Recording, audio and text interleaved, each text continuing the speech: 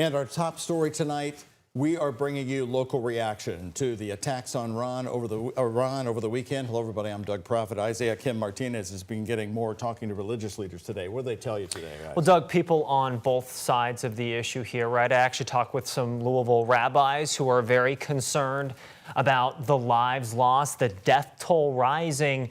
And I also talked with some of those protesters against Raytheon. We've heard a lot about them. They have issues with, of course, that major U.S. military contractor. They voiced their concerns, too, again, with fighting continuing in the Middle East.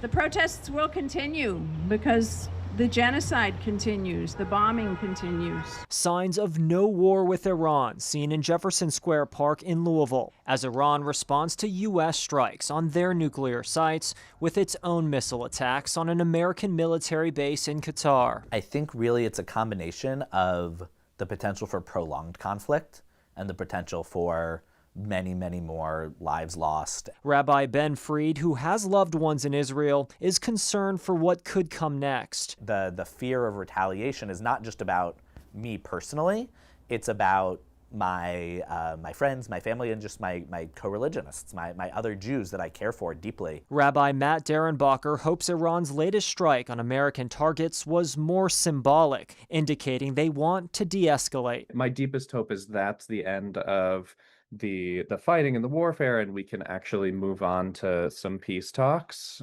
and de-escalation. Dr. Robert Farley, senior lecturer at UK and an expert on diplomacy and national security, tells me Iran's response could mean they want an off-ramp, but it's not clear yet the attacks are over. They also have options with terrorism, they have militias, they have a lot of different ways of hitting the U.S. and U.S. interests, both in the region and around the world.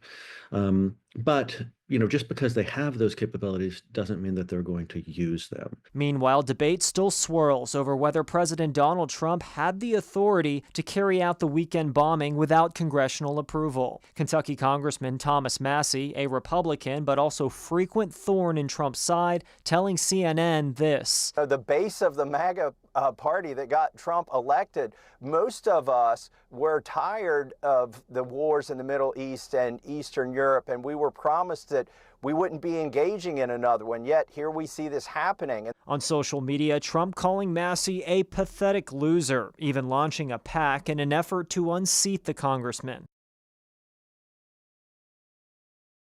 Statement here, Louisville Congressman Morgan McGarvey condemned the Iranian attack against the U.S. air base in Qatar. He said on behalf of all Louisvillians, he's fighting to ensure American safety and security and that our priority is peace and, quote, not another endless war. Doug.